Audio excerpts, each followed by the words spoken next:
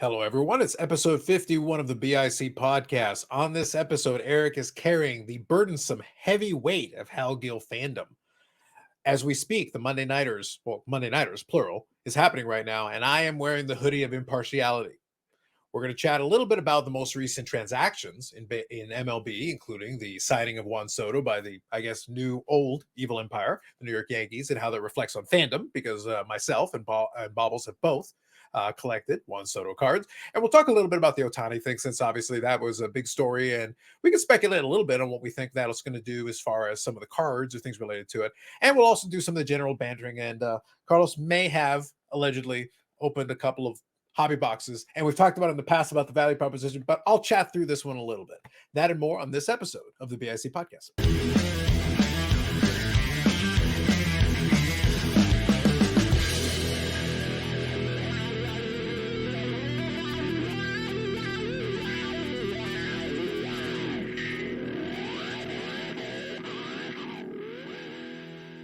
Yes, and like myself, the Brett Favre is also impartial in this Monday Nighter. But let me ask you, gentlemen, a couple of quick questions here. So first of all, Brandon, how are you today? I'm doing good. How are you guys? Doing well. Eric, is the burden of carrying the Hal Gill collecting mantle weighing down on you? Yeah, it's not easy. It's weighed on me so much that my back is out, and I'm in a little bit of discomfort. But I'm going to try to power through. He's going to try to power through, so we'll give him credit for that. Quick question, though, serious question. We talked about the whole Bruins Centennial thing, and obviously I had a lot of fun with it and had an entire episode, relating to that. But have you gotten your hands on any, or is there a line, obviously with the card shop and everything, one way or the other? Are they going to be getting some in stock, or is there any plans of how you're going to get your hands on this? What's the plan here? Yeah, we're working on getting some in stock. I've already got dibs on 2 boxes anyway for myself. So we don't have a direct distributor. We get our boxes through other means. So it saves us a little bit of money, because we've talked about it on the shows that we've done in the past about, if you get us, you sign up for a distributor, they're going to make you take what they want you to take. And that's not something we were too excited about doing. So we've managed to be successful with allocating, wax for the store through other means. Seems fair. And I think it's a very rational explanation. But I think to myself, we've talked about words of wisdom. I've shared some words of wisdom in the past. And, a store trying to figure out the allocation situation, and, an individual trying to decide why they can't get a card or something like that. I defer to the wise words of the past, the wise words of the present, perhaps the wise words of the future, hobby goats, if you will. I can think of another reason why the store may not have been able to get it, if you relate it to, say, cards, for example. I'm a real collector of these cards. Why is it that I don't own the best cards of the player that I collect? Well, guess what? Because you're poor. Have we considered the real possibility maybe the issue is the sports world is just poor? Not to my knowledge. I thought we were quite successful, actually, but now that this has been brought to my attention, I don't see how there could possibly any other explanation. Clearly, the shop is poor. I think though, at the same, the truth comes out. I think in the same vein, though, maybe the next time you guys do a negotiation, that could be worked in several angles. It's like, I don't understand why I can't get this price for this, because they're poor. It might not make sense, but it still would be a great line to throw back at them. I will make sure that I bring this to the owner's attention. He's been in business since 1986, and I'm not sure if this has ever been brought to his attention before. So I will make sure I put that on our top priority list. Well, so for the people who saw the video version of that, that's a clip from a recent Hobby with Cage episode on YouTube. I will include a link to the full episode in the description. Taken out of context, in fairness, I watched the entire thing, and even then, I was still questioning why specifically now this was the topic he wanted to broach. But out of context, that clip is hysterical. I have 2 questions for Eric. First one, Thursday. I'm just curious how the Boston area, were you guys saddened or celebrating? Because of all possible things to happen, the New England Patriots actually won a football game.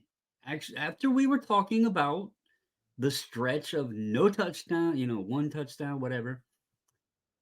But on the flip side of that, the old faithful, the regular season record holders, on the same night lost, those Boston Bruins. How in the hell do you take that? The Patriots win, the Bruins lose. Do you celebrate? Do you Thanks, loathe in thanks sadness? so much for bringing this to my attention. I was watching the Bruins game, assuming that I was watching the correct Boston sports team looking for a win that night, uh, assuming that the Patriots had no shot. And I'm tired of watching garbage football, that I buckled down and turned on the Bruins game. And it was greatly disappointed in their effort and the final outcome. And when the game ended, flipped over to the Patriots to see how bad that was going, and was absolutely dismayed. Mhm.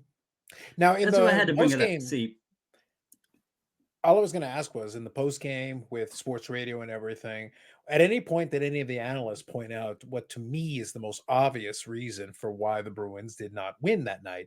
It's because they're poor. I believe that several of the sports radio analysts and sports analysts on the TV news channels came to that conclusion, that is why the Bruins lost that night, and it had to do with the finances of the team. Yes. Mm, mm, mm. I have a follow-up question. Okay. And I'm very, I'm always keeping my friends in thought. And I came across this, okay? And I had to get it. And it is the next question, but is mayonnaise an instrument? We need to know, is mayonnaise an instrument? Now, very important thing for the people watching on YouTube, obviously you got the full visual gag, but for people that did not, if you type "is mayonnaise an instrument" meme, you will get a SpongeBob picture. And if you see that, that's basically what Brandon has on a shirt. Quick side point I also want to make, in lieu of the direction that this episode is clearly taking, because obviously I played a clip of what is now my new favorite thing right now. but specifically bringing it around to this conversation, Brandon is notoriously cheap. Like, he's a complete Yes. cheapskate, and he spent good money on a shirt. You know why he did that, Eric? Because he's not poor. Because he is not poor. He sells kilts and makes tons and tons of money. He's a kilt baron, if you will. So being a kilt baron, like in the Gilded Age, there were people that had all these different resources. Yeah, well, there you go. He's got Anima Man. Like, the point is, or it's Animan, whatever. The point is, he's got that. He's got Domo. He sells a bunch of random shit. And because of that, he's a bullshit baron. He sells a lot of bullshit to people. And because of those riches, and because he's hashtag not poor, he was able to buy a very expensive shirt for a sight gag. I could obviously never do that because I am poor and I can't afford sight gags that cost me money. That's why I have the same crumble box for 6 months sitting down next to me. Have you at least cleaned the inside of the crumble box at any point? I'm not opening that up to look at it. He can't afford to what's in there. Before we get to the answer, though, because I do want the answer. Mm. The missus has proclaimed that you would get more crumble, but you had claimed that you were her best friend and then was very mean to her. So she has not ordered any more crumble. Just wanted to make that clear and relay the information. I would like to make a public apology to the wonderful woman known on the YouTubes as Mrs. Bobbles for the indignity that I put upon her. It is with great sadness that I in shame that I apologize for my behavior and past comments. I've been going through a lot, but that is still no excuse for the things that I have said. So I hope that someday she will find it in her heart to forgive me. I'll pass along the message and make sure she watches. Okay. So is mayonnaise an instrument or not? Stop evading the question.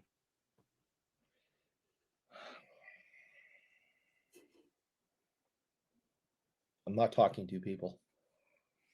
Wow, again with the you people. This seemed to be a recurring thing. We had this problem on Friday with the you people, and like, look, I'm going to leave it at that. But I'm just going to say, let the record show the man refused to answer a direct question. A question on a man's shirt, on a hashtag not poor man's shirt that was purchased and brought here. And here is Eric once again letting us down. I just reminding everybody for the record, we are moving on now. We're going to move on, but we'll come back to this at some point. I assure you, sir. This isn't over. This doesn't feel like 5% more mature. I just want to point that Oh, out. I assure you, on Friday I would have gone much further with this joke. This is I'm like a just full wearing a half hour. t-shirt. Look, for I'm the just record, wearing Eric, a on t-shirt. Friday this is like half an I'm not hour. So as feeling the far as I'm 5%. concerned, we're like 66% more mature. Okay. Way more. All right. On Friday, you wait and see what happens if this comes up again on Friday. Oh, can't wait. This might be a 5-hour show on Friday if I get into this one. Okay. All right. So moving on.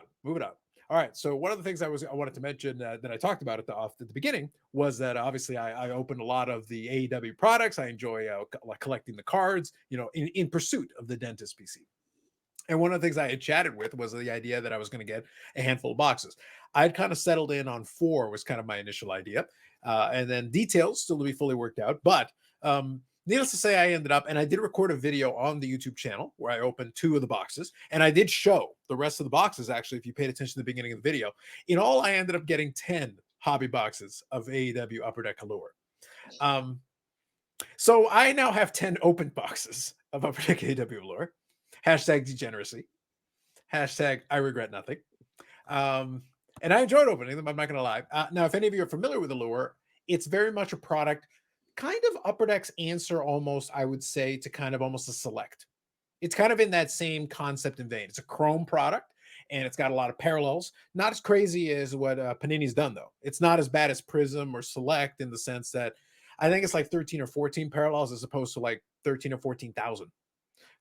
It's gone really far, is what I'm trying to say with Select and Prism. It's gone very far. But you've got a lot of the hobby ones. There are a few retail exclusive ones, and there may be an e-pack exclusive at some point, but none of that has come out. So we'll figure that out when we get there.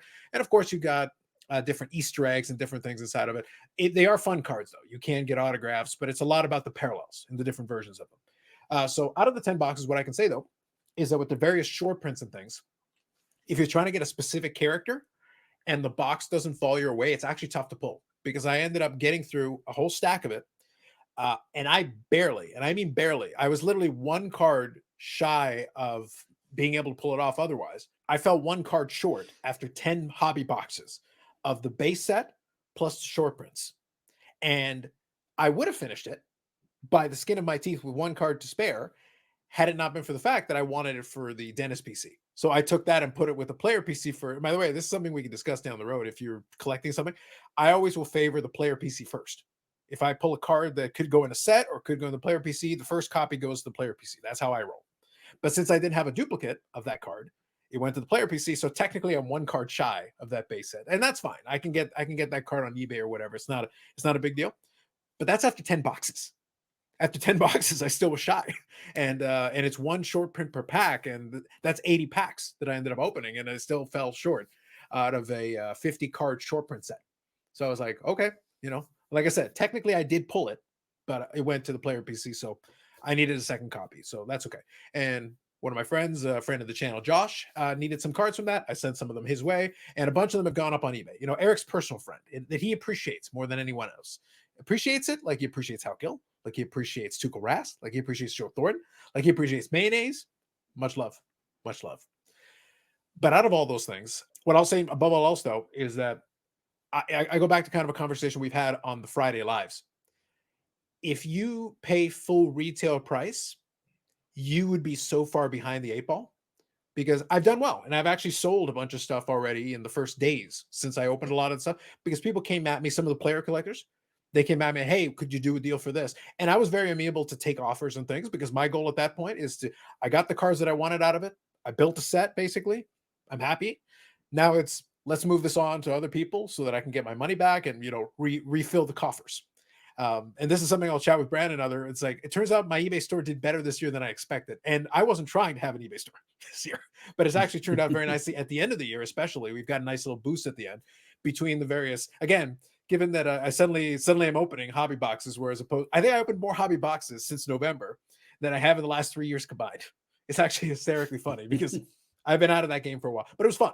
Look, my bottom line is that it was a lot of fun, but if you paid full price, it would be in for a world of hurt more than Eric's back.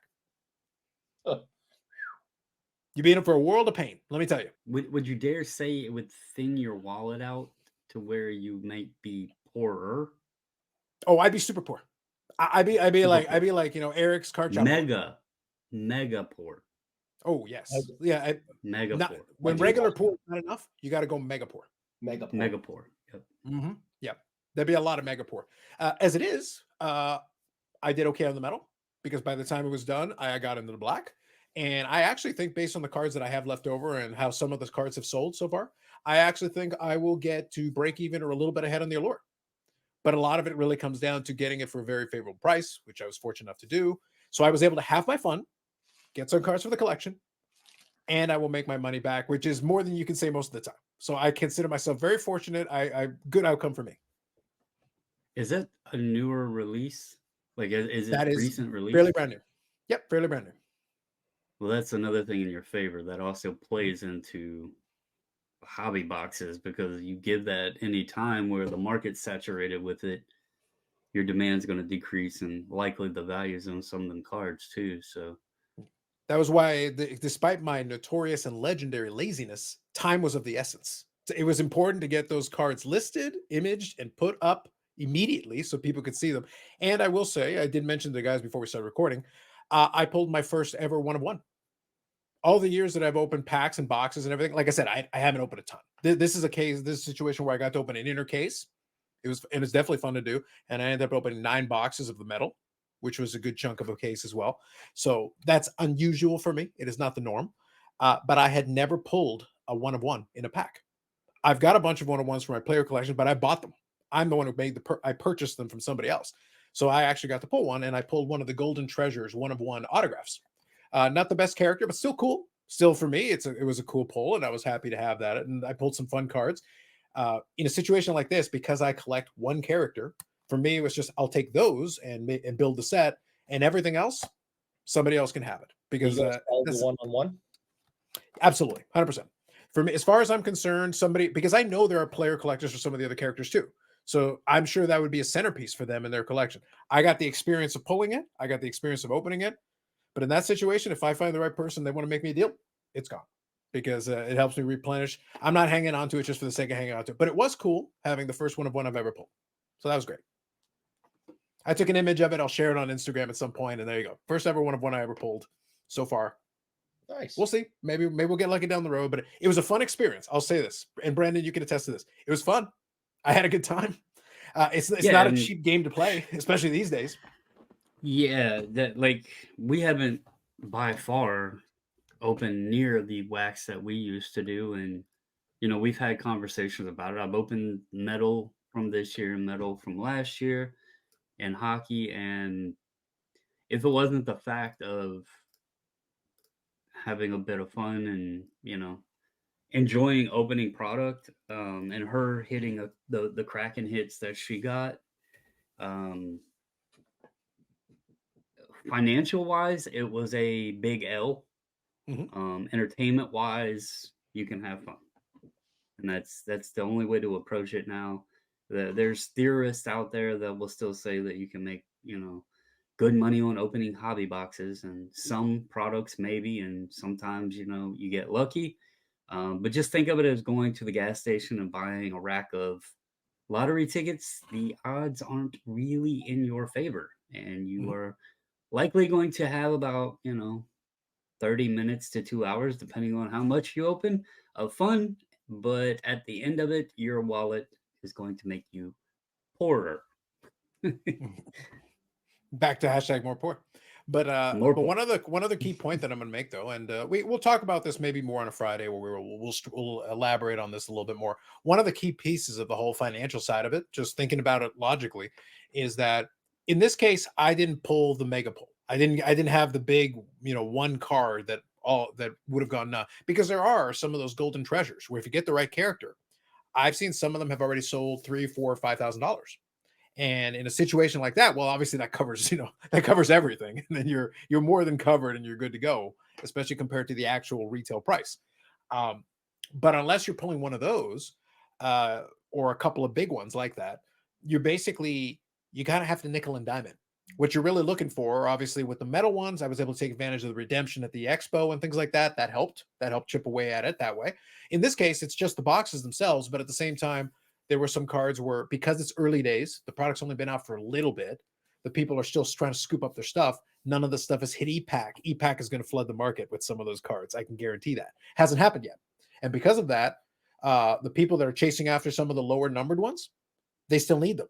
So they're more inclined to be able to be like, hey, can we work out some kind of a deal? I'd like to buy this. And if you are able to do that, for me, I was emphasizing quick transactions with somebody that paid right away. That was key for me. If it's somebody that'll pay right away, I don't have to play a song and dance or some silly game, and I can go, boom, sale done, transaction completed, on to the next. I was able to list more stuff and just keep going back and forth and sell, list. But there's work involved. It's not like you just pull one amazing card, sell it, make a bunch of money, and hashtag profit after that.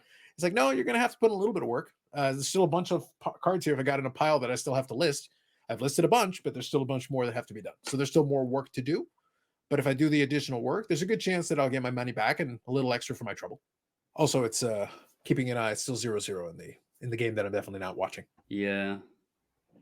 So I'm actually invested in these games too, because this is the big week for most people in fantasy football. If you're playing fantasy out there, it's end of the regular season for most folks, and I am holding the bottom teetering spot. If I win, I will advance to the playoffs. If I lose, then another gentleman and me will have the same record, but he has more points scored, so he will get the remaining playoff spot. And my team has been an absolute mash unit all season long. So if I make the playoffs, it would be a damn miracle. And so I'm trying to make miracles happen. And then I will become the Boston Bruins and likely be eliminated in the first round. But at least I made the playoffs. Yeah. That's rough. That's tough times there. Tough times. But, when you face tough times, I think now would be a good time to make this. When you face tough times and you're chasing after things like Boston Bruins Centennial said, you're trying to ease the pain of the unbearable weight of Hal Gill Super Collection like Eric. And you need things like that. The places to go is amgcollectibles.ca. Friend of the channel, friend of the podcast. A great place to go and check out. They've got eBay auctions. They've got the website itself where you can contact them in their various. You've got the AMG Collectibles YouTube channel where you can enjoy a podcast talking about hobby-related topics. And in addition to it, this past week, there was this very special episode of Bonus Blair, as Blair from AMG Collectibles reviewed the Pokemon Classic Collection, a very expensive box, which I think is more than $400, where you get some very fancy Pokies. But let me tell you, you are paying for that. And let me assure you, I'm not an expert on Pokemon. I won't pretend to be an expert on Pokemon, but that's a spicy meatball. But it's cool to see what it's in it. You can watch it on YouTube for free, and Blair goes through the deck so you can see what's in there, and you'll know. So that you can check out for free. So you can check that out at AMG Collectibles YouTube channel. And as time goes by, we'll get more projects in. Obviously, we won't spend a lot of time talking about it tonight, but I did already see the early renders. I sent it to the guys. I sent early renders. SP Authentic. We've got the render of the Connor Bedard Future Watch autograph, which Eric may or may not be mortgaging his entire house and half the state for. So I asked this question. I've been asking a lot of questions tonight. Mm. Do we blame Brad for the Connor Bedard pricing? Because he was onto this kid way early. And like every time he'd come on, he would talk about Bedard and watching and how good the kid is and getting, his cards. And is it Brad's fault? So you're saying he's the great influencer? Yeah, is he been the Bedard super fan influencer like y'all say I'm the super Jason Robertson pumper. Is Brad the Bedard? You are though. Like, wait, before we continue, you are though. That was not part of the question. We're not glossing past that, Eric. We're not glossing past this point. We got to make sure, for the record, we're very clear on this issue. And besides, we all know for a fact that if you were to be somebody that you try to argue with Brandon here, you try to say that, but Jason Robinson, like he's still young, he hasn't done his his entire answer to you would be very simple. Because you're poor. Now, for the record, those of you that are listening to the edited version of it, I'm actually just going to clip it down to the very end part. I have to play the whole clip, a little bit behind the scenes. I have to play the whole clip for our purposes here. But when you get the audio version and you get the version that makes it onto YouTube, you're going to get just the end. That's the important part, because you're poor. I can't use that excuse, though, because I did share with you what I would feel is potentially, I can't say it is the best Jason Robertson card, because there is 2 of them, and he doesn't have the Shield Cup RPA, but he has the tag, the out of 2 RPA. So you got a coaster? I shared it with you. What's that? You said tag. You've got a coaster? Oh, you mean like you mean like a shirt tag? Oh, you mean a shirt tag? Yeah, shirt tag. the tag. Sorry, The my tag, bad. Never mind. Yes. Sorry. Apologies. Go on. Unfortunately, I wanted to attempt to not be poor and make a play on that card that was at auction, and somehow it disappeared from eBay, and the seller took it down, and all the bids were canceled. And so his statement of, why don't I have the best cards of the player I collect? It's not because I'm poor, it's because the damn seller took it down. They were like, it's like, you won't even let me show you how not poor I am by letting me bid on it. You jerk. I can't sell more Enemans to get the damn Jason Robertson if you take it off the auction. That's a sentence that I did have on my bingo card, Eric. But it only works here, because if you've listened to the podcast, you'll understand that his statement is not complete gibberish words. Exactly. Shockingly enough. Unfortunately. I really feel like this podcast is really reaching a crescendo at this point. I feel like the inner workings of the in-jokes are like the Venn diagram of in-jokes in this entire segment have been pretty spectacular. I feel like over the last couple of weeks, we've gone from 5 to 3%. Eric, I disagree. Look, quick. Can we divert here for a second? We'll come back to the whole bit, and we'll come back to your shameless pumping in a second. But the point is, I disagree, because my intention, Eric, and I'll share this now. My intention is to be so much more absurd on Fridays going forward that we could literally call for people's deaths, and it would still be 5% more mature here than the nonsense. We're going to go to a level of wacky on Friday that unprecedented heights. Okay, good to know. I think I'm busy on Friday.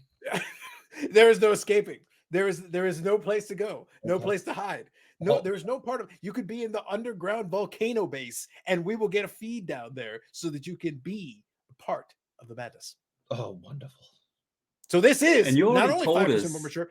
I'm going to say this is 50% more mature because of the dark places we're taking Friday.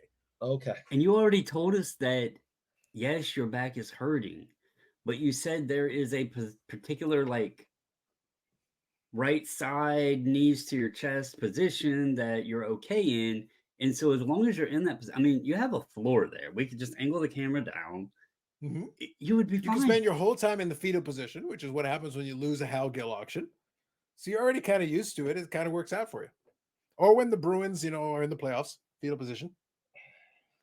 Is that what happened to your back? Did you celebrate early, like Leon Lett in the Super Bowl, and like do some crazy fist pump and throw something out back? Yeah, that's what happened last spring. Yeah. I thought we were going to win the whole thing, and my back's been out since then. Well, in fairness, if we go back to the playoff picks, you thought several people were going to win the whole thing. In fact, you went through a whole list of people that were going to win. They were going to win a round, and incorrect. I didn't do well. I didn't do well on my picks. The buzzer went off a number of times. Yes. So bring it back around. So now you all have been forewarned that maybe what I'll just do is I'll just make Friday so much more wacky that this is 5% more mature. So take that, Eric. See, asking you shall receive. Brandon, It's the I fixed the holiday problem. season. I fixed We're the just problem. up. We're just in a better spirit, better uppity mood. The mood is brighter. We're just having fun. It's all okay. And we're asking the profound questions. We're asking, is mayonnaise an instrument? That's an important question, which you avoided, by the way. They made a we're ma- T-shirt of it. It has to be relevant. These are facts. And like I said, look, and Eric, you of all people should appreciate what I already said earlier. Brandon's cheap. He's cheap as hell. The fact that he spent money on a shirt.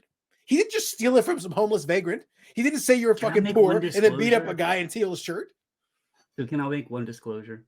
You didn't get it So on when the I first accident. seen the shirt, it was at the mall, and I was buying some shirts for my son. So this one was going to be on a discount, but they didn't have it in stock at the mall. And then I happened to find out that Kohl's carried it, and I had bought something at Kohl's that was pretty expensive, and Kohl's gives you Kohl's cash, and I usually just let that expire anyway because I forget about it. And so I did buy this with the Kohl's cash that I use. So it was kind of, I paid for it kind of, I mean, I had to pay for the shipping, so it was still kind of cheap, but Brandon, usually you wait until the behind the music to wreck the whole thing.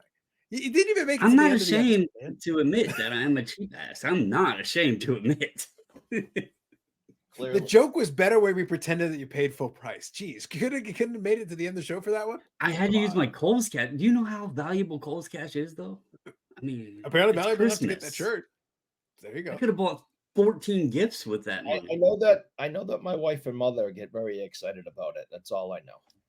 See, and I used it to buy a shirt for, like, thinking of you. Like, Wow. man, It's pretty crazy.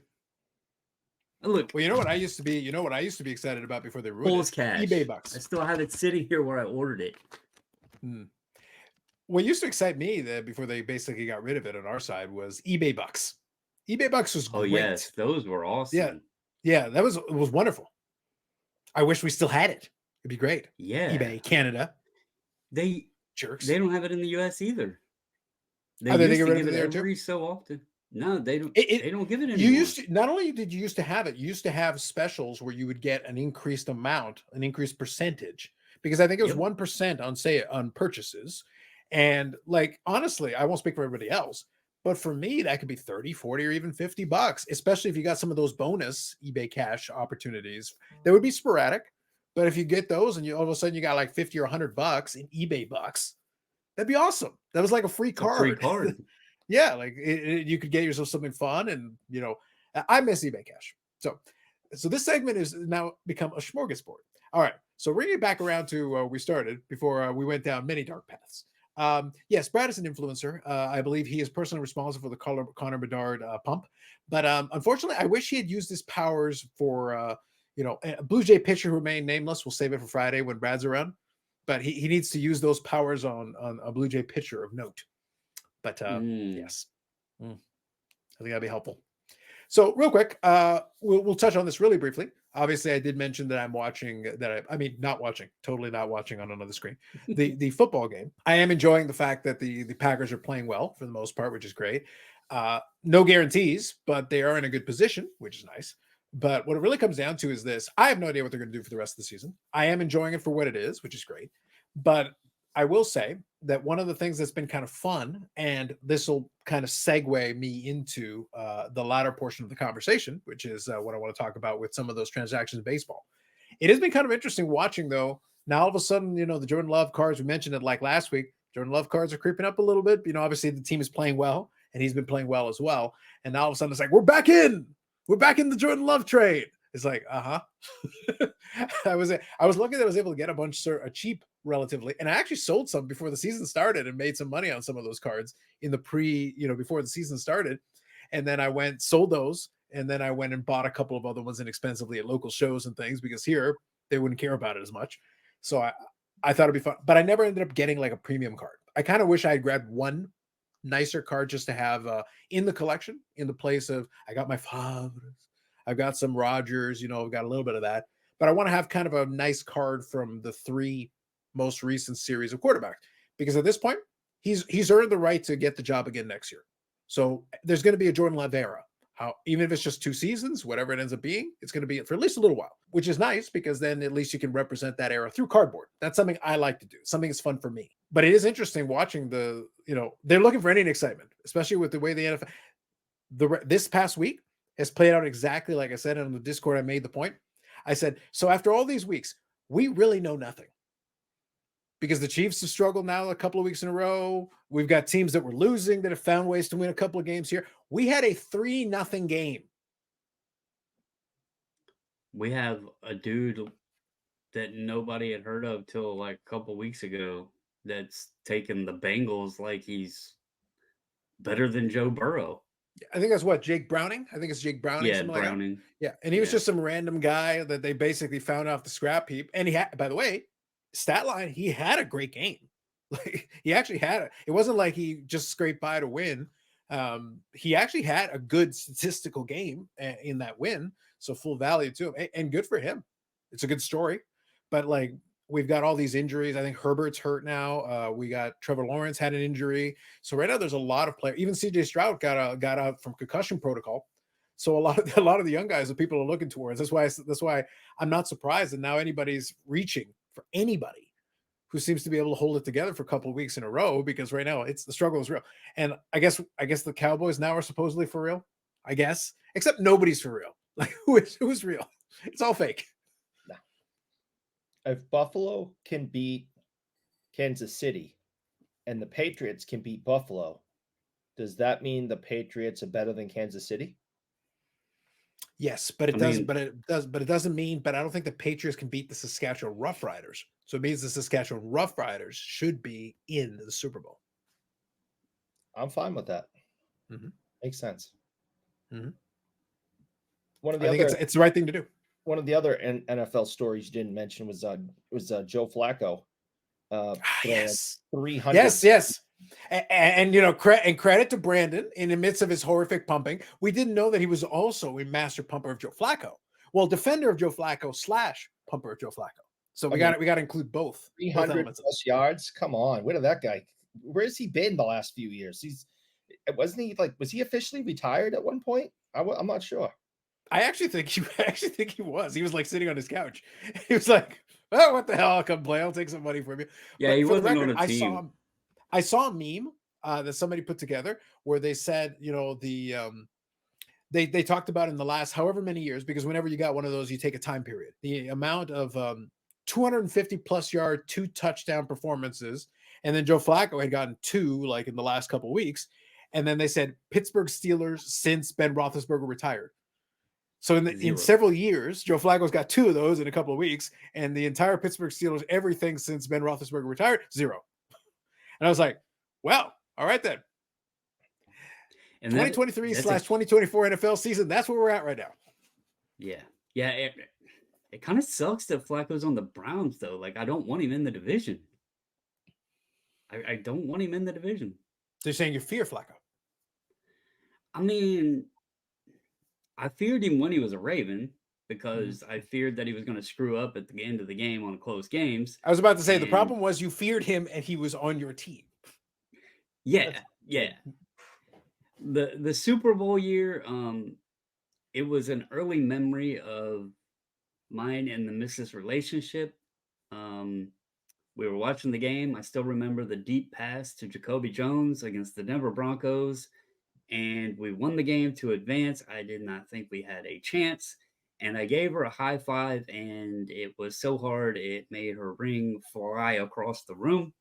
And I will never forget that, because that's kind of like the whole Juan Soto wildcard game scenario, and that led us on the path to go win the damn Super Bowl. So, and I believe, correct me if I'm mistaken, I believe that Super Bowl was also the one where, briefly, in foreshadowing of early Aaron Rodgers, there was the darkness. I think the power went out in that Super. If you guys remember that the power went out in the Super Bowl game briefly in New Orleans. Yes, yep. It was, I believe, right after halftime, if memory serves me correct. Yeah, I just remember that because obviously when something like that happens, it kind of stands out. And then it was it worked out for the Ravens, actually, very nicely. Obviously they won, But I just thought it was interesting that it happened. It was a crazy journey to that Super Bowl because I want to say, and this was 10 plus years ago. So I think we had to go to Denver and beat the Broncos with Peyton. We had to beat the Patriots on the road. And who was the other one? We had to go on the road all 3 games, and it was against top-tier quarterbacks to make it to the Super Bowl. But the third one is slipping me. I can tell you, I got it in front of me right now. Thank you, Pro Football Reference, for the win. All right, so here's the answer to your question. So won the wild card against Indy, divisional round against the Broncos, conference championship was against the Patriots, and then the Super Bowl was against the San Francisco 49ers, 34-31, which was a very good game, 3-point game. Yep. And one of the key pieces to that is obviously, I can tell you, give me a second. That was at the Mercedes-Benz Superdome, New Orleans. That's right. So, and that was actually, I forgot that storyline. The other storyline was that the game was Harbaugh versus Harbaugh. Yep. I remember that. Yeah, dueling Harbaughs. Yes. Yeah, I remember and that. then after we beat them, we gifted them Anquan Bolden. There you go. Sense. But I think regardless, though, I think what was interesting was that was a playoff run, obviously, because they also beat New England, where at that time New England was still obviously near the peak of their powers. That earned Joe Flacco that big old contract that became a bit of a problem after. But for one playoff run, he earned all the money. So hard to argue when the guy has a great run of play. You know, it wasn't the Trent Dilfer Baltimore Ravens. It was like, no, the guy actually had to sling the ball a little bit in order to win those games. He participated in it. No discredit to Trent Dilfer, but it was a very different style of quarterbacking performance that earned that Super Bowl victory. But yes, it's good. It's good to have some good memories though associated to it. And like I said, I even as a non-Raven fan, I had some memories from that game as well with some of the interesting storylines leading into it, which I thought was fun. So, quick question, guys: is there anything? Go ahead. I was just going to say, to tie everybody in, this is the whole defending Joe Flacco thing that goes over to the Discord. Somebody had made a comment about the Browns. Also, this podcast. We talked about how you bludgeoned the man. You threatened him. You threatened his family. You threatened to burn down. You basically went full Kaiser Soze on this man, and he ran in fear and terror. Mm-hmm. And Neo has now acknowledged that Joe Flacco is going to take them to the promised land, even if that only means the wild card round. He is a Joe Flacco believer. Neo is a Cleveland sports fan. He has no choice. To paraphrase, there was do you remember? So this is going to sound like a weird segue, but I promise it'll make sense in a second. Eric's old enough for this. Do you guys remember the Human League? The band, the Human League?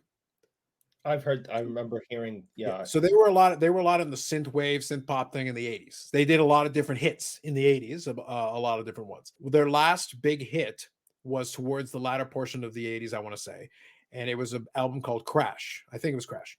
And anyway, so I watched a kind of a mini documentary about it. The point was that they went through all the hits and everything, and then they were right at the end of their run, and they got one more hit out of it. And I think the song's title was actually called Human. But it was produced by the guys that had worked with Prince. So obviously it was a very different style than what they had done. It was still a hit, but the rest of the album just didn't make any sense. It was incoherent. So that was effectively the end of their run in their careers, really. They continued to be a band, but they were never able to approach what they did earlier in the 80s. But the guy who's the lead singer there did an interview. And this is how it comes across to what I'm just talking about now. He did an interview where the guys were interviewing him, and he goes, this doesn't sound like a Human League album. So they were talking about the album itself. And he goes, well, it says Human League on it, and we did it. So it has to be a Human League album. And effectively, I'm paraphrasing, but at one point he said, they're like, well, how do you feel it'll do? Or, how you feel promoting it? And he's like, well, I have to like it. It's all I got. And that's basically paraphrasing. That's effectively what he said in an interview, which brings me back to Neo. I have to like it. It's what I got. It is Cleveland. I have to like it. It's all I got. Joe Flacco, 2023. What a story that would be if he actually. I mean, I'm not saying it's Look, going to happen. I'm not defending look, to I, that look manner. if the guy wins a single playoff round, I would consider it one of the great comebacks in history. Just having one round, just get past one round, get to the playoffs and have one round. Giving the Cleveland Browns hope. That'd be enough. That's enough. That's enough. That's all. Look, Brandon, you got to admit, like at that point, give that man a bus in Canton. Holy shit! You won a round with the Cleveland Browns, and you won a Super Bowl. Get this man to Canton. Let's go. That would be interesting. Just saying. I would throw that out there. So what we that covers our NFL talk for this week. We went a little bit around the horn, a lot of different. That really was a smorgasbord segment there. Anything else we want to touch on then before we get into the other transactions, the MLB ones? Thoughts? I don't have anything else. Good to move on? All right, let's do it. All right, so for the last piece, the main segment, we wanted to talk a little bit about the transactions. So obviously you had the Juan Soto mega signing with the New York, well, trade and not signing yet, but obviously New York in theory would be looking to potentially extend him, and we'll see how that plays out. But at the moment it's a rental, but we'll see. Obviously that got people excited. And then the other was the Shohei Ohtani, will he, won't he, extravaganza sweepstakes. And by the way, in traditional fashion on the Friday, as I said, he would sign for a team for an amount eventually. And he did. He signed for a team for an amount eventually with deferred payments and the whole 9 yards. And I really don't want to get into that whole piece of it. Let's focus on the hobby element of it. Obviously, both of these guys going to mega markets. For Ohtani, it's kind of just shifting over from the Anaheim, LA to LA. It's really kind of the same, 6 of one, half dozen of the other. It's kind of the same thing. But I don't think he has regardless, to sell his house. I think what's that? He could probably stay in the same house. Yeah, I don't think he has to move that far. That's right. So, but perception though is different. The Anaheim Angels perception versus the Dodgers perception is a very different thing. And for Soto, obviously going from Washington to start off with, and we were chatting a little bit beforehand, and my opinion was that Soto, and I think we kind of had a disagreement, but at the same time we do agree, but it's two different perspectives. If we talk about what happened with Soto in his early days, he came out of nowhere. He wasn't touted as the guy early on. Then they had that success. They had a World Series, and Brandon was saying about how the big boost came after, which is true, but at the same time, leading into it, I actually was watching and I was buying some cards in the year they went to the World Series. And while you were able to get them cheap, you would have been able to get them cheaper earlier than that. So there was a slow rise. And then obviously a bigger rise, pandemic boom. That was with everybody. That's a different conversation. But there was a rise. It's not like it didn't move after. It definitely, he went from being a nobody to being like, hey, this guy's a World Series champion, young player, very flashy, great performance. Arguably could have been the World Series MVP. I would have been okay with that. I actually think a case could be made that he probably deserved a lot of consideration for that World Series MVP that year because he played extremely well, especially all the rounds leading up to it as well. Overall playoff performance in addition.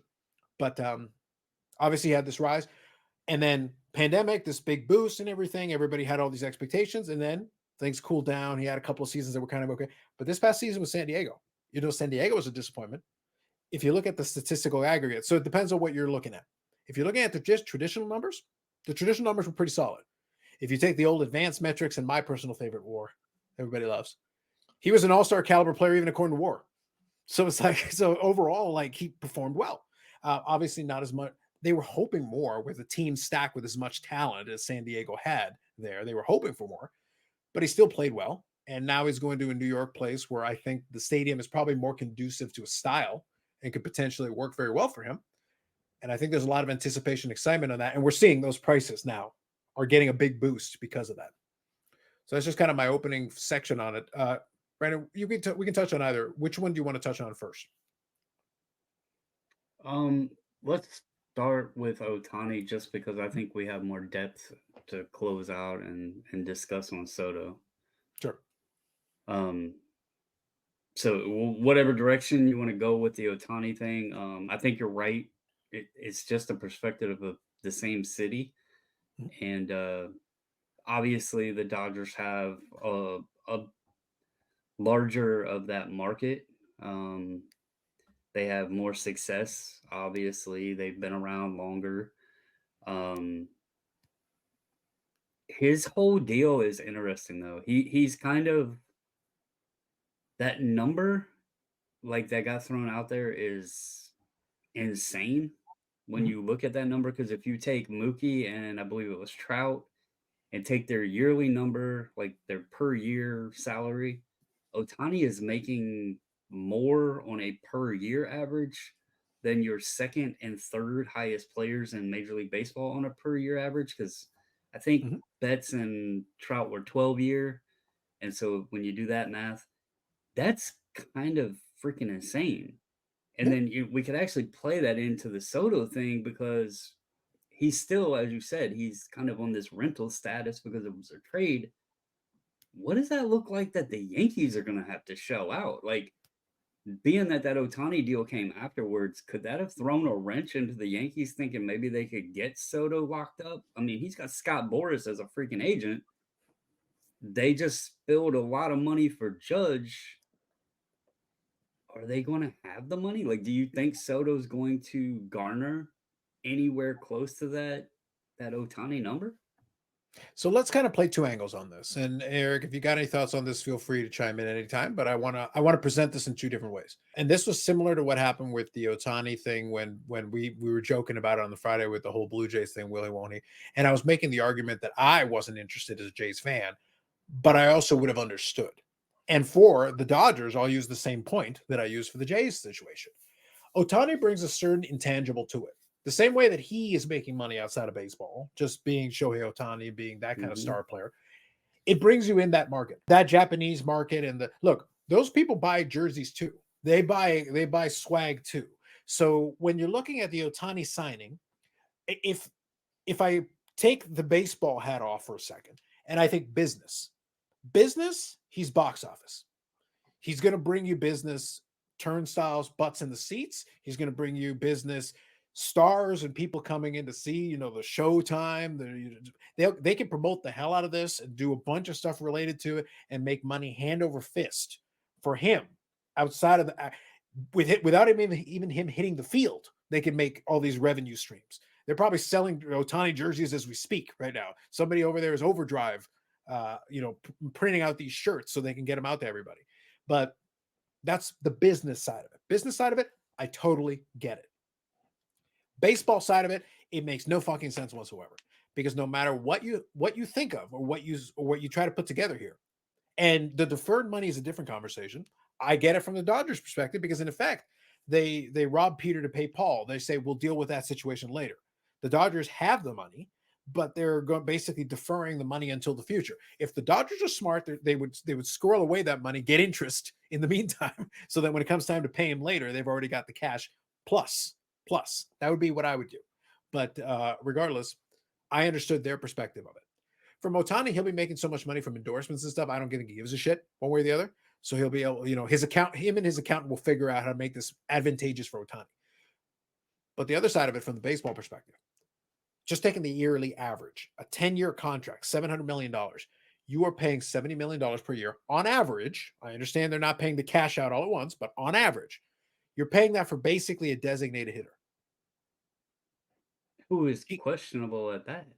Like, Yeah, so, and to be clear, and this is the way I would present it, because when you look at Shohei Ohtani, the attraction, that's why I separated. I did the business part first. Business part first, it's a home run, makes total sense. I get it. Business wise, I'm not even arguing with you. Baseball wise, I'm arguing with you. I got a lot of arguments that I would make about this, baseball wise, if I'm focusing on the on field product. And my thought process is this: Shohei Ohtani has won 2 MVPs. He's shown to have the capability to be a 40, 50 home run power kind of talent. He's had 300 home hitting season. That's still important to me. I still care about that. He has some plate discipline, but not like crazy plays. He can steal a couple of bases. He stole like 20 bases last year. So he's an athletic guy. Here's the problem. He is 29 right now, today, as we speak. Next year will be his age 30 season. You are starting your first year with him. He will be in his age 30 season. He'll turn age 30 somewhere in the year. So this 10 years takes him to the end of his 30s into the age 40 year, whatever that is. So how long do you think he's got left in his prime? He should have some time left in his prime. Well, the first year of that contract, he will not pitch a single inning. He will not throw one pitch for you. So you're not getting the pitching thing in year one, guaranteed. You're not getting that. So you're getting basically a designated hitter, or you're trying to find a position in the field for him. Theoretically, you probably shouldn't because you don't really want him to throw, right? So you're effectively getting a DH. Right. And he's now, because he had the Tommy John again, right? So this one was an elbow surgery and he had a Tommy John. So it's another, regardless, I wouldn't want him to throw. So to me, I would almost want him to be a DH, like, or platoon him in something that minimizes the amount of throwing. So I don't know where you would put him, but I would minimize it because now both have the DH, so you can do that. Hasn't he had abdominal issue or strains, or like some kind of abdominal issue as well in his little tenure? I don't remember. I know the Tommy John, and I know the elbow issue. I feel like you're thinking Trout, because Trout had some kind of similar issues with that. Plus, he's got the back thing. Okay. Yeah. All right. Well, then that's a little bit better on it, because I was thinking he had something in the abdominal region, muscle related.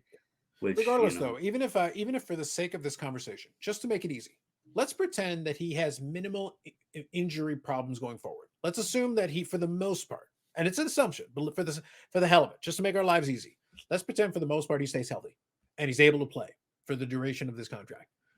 I'm looking at a $70 million DH. Who would pay $70 million for DH? Literally nobody. From a business perspective, I gave you the business argument. The business argument, no problem. I can sell this, no issue there. From a baseball perspective, why would you pay $70 million for DH? Well, and that's like the reason I was asking about the abdominal area and the injuries there is, we talk a lot of cards here, and we're tying this in with, reality of sports and the business side and everything else of these deals. But his card prices are blowing up too, just simply because he went to a team within the same city in a different conference who has a bigger somehow fan base, which is crazy when they're in the same city. Hold on. Let's get Eric. Let's give him his flowers. I just went to Fox Sports here and pulled up his injury. His one in September was an oblique injury. I thought he had something. All right. I thought there was something there. So, there you go. Like, they throw $70 million on average per year at him, and just because he switches teams, we know what the guy is capable of. What drives me crazy is, and I get, you're going to get a little bit more attraction from fans that are strictly fan-based collectors, but what in the hell drives these card prices up on these players just because they switch a team? Like, I understand the theory that Soto going to New York, his batting is going to be better. But here's a little spoiler alert. Nats Park is very good for left-handed hitters as well. Like, it's a great ballpark for left-handed hitters. So he goes to the Yankees. All right, more popular team. They have Aaron Judge. I mentioned something to you privately. Judge has the Yankees fans' hearts, right? He has been this superstar. He's the MVP. He's this giant amongst giants. He's hit 70+ home runs in a season, and yes, I am a huge Soto fan. He is a great hitter. He has massive plate presence, a huge smile. He brings a lot to the table. But is he going to be the guy in New York? Is he going to take Aaron Judge's place as the guy on the Yankees? That part, I don't think so. He doesn't need to. It doesn't matter. The position puts him in a position to be a national star. The comp here is what happened when Alex Rodriguez went to New York. The main guy, Jeter, is the guy. If you ask the Yankee fans, you poll them, which guy is more important to them, which guy they care about more, it was Jeter. But when A-Rod was winning MVPs in New York, his card price was going up. People in New York matter because they're going to be part of the people that are going to play in the pool of people. If we're talking about card prices, it doesn't matter why you're buying. It only matters that you're buying. That's why the speculators play into this too. The speculators can drive a price up on something. The collectors can drive the price up on something. Both of them working together drive the price up much quicker because then there's demand. But what happens is he doesn't need to be more popular than Aaron Judge. Aaron Judge is their homegrown guy. He just needs to perform well. If he performs well, contributes, and the team is winning, he's going to get credit for performing well. Because, again, during that comp, that's why I'm using that comp as an example. Alex Rodriguez won MVPs, or at least one MVP in New York. He was playing at an MVP level.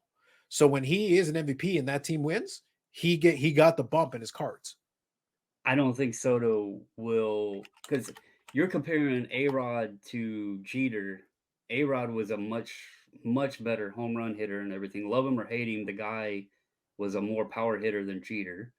Jeter was the lovable guy, but A-Rod was the power hitter. Soto will not out home run Aaron Judge without Aaron Judge being injured. Period. You just made the It's qualifier. just not going to happen. You just made the qualifier. He doesn't have to out homer him when they're playing at the same time. If Aaron Judge's history says he's not going to play, that could play into it. Yeah, that's the story that's unwritten. And at that point, Soto is the star who is actually there. Aaron Judge can support on the bench. I'm curious how they're going to share the outfield duties, and does Judge then become a DH? Like, are we talking literally two big hitters? Well, Aaron Judge is from what I saw from the W fan and the Yankees thing. Aaron Judge, I think they're going to stick him in center field. They're not playing the same position. That's interesting. I wouldn't picture Judge being a center fielder. Not my call. I'm just saying in the projection I've seen where they try to do the little chart thing, they've got Judge in center field. They don't have him playing the same position, so it's not an issue. Juan Soto will go where he needs to go. Yeah, so that's kind of so like I said, it's also not my team, not my decision to figure out, but I'm sure they'll figure out a way to make him fit. I just want to make sure I pull this up here as we talk. But like I said, I don't think he has to win over quote unquote their hearts. But at the same time, though, let's be fair about this. If Soto becomes the kind of player long term that we think he can be, and he performs extremely well, the idea that Soto has to be a 50 home run guy is absurd. Soto, I would much rather have a long term of a guy who has 40 home run power, which he has. He has that. Let me put it this way. Let me present to you a hypothetical scenario, just for the hell of it. Once Soto goes out there, he goes, all right, so based on the way this is set up, I can hit this way. I hit the ball the other way. There's a lot of things that I do. I spread the ball around the field. That's my game. Once Soto hits 43 home runs and hits 330. You think anyone's moaning about that? Oh, no. Once Soto spreads the field, he hits 4. That's an MVP candidate. He gets MVP votes with 35 home runs and 30 home runs because he's a great hitter across the board. But if he goes out there, hits 40 home runs and hits 330 and performs in the playoffs and does all those things, he's right at the top of the MVP conversation. The WAR guys will love him with all the walks he takes, plus high average, plus 40 home run power is good power. It's not like we had 10, 50 home run guys last year. All right.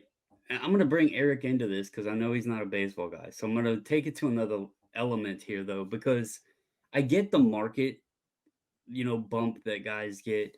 But I think it's a little silly on these roller coasters that these guys go to. We're talking about Shohei Ohtani and Juan Soto, two players that we know are great baseball players. They can hit the ball. Juan Soto, I love the kid. He didn't have the best years in San Diego. So what? People knew the ballpark was bad. He had this, the roid thing that knocked Tatis out as soon as he got there. And there was a lot of stuff going on over there. But the thing is, for the record, I think he actually had a very good season considering that. And he did set a career high in home runs in a season that he struggled.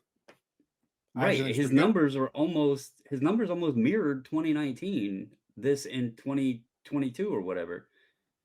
But that's or 2023, I guess. My point is, why do we in the card market have these roller coasters, especially on guys that we already know are good?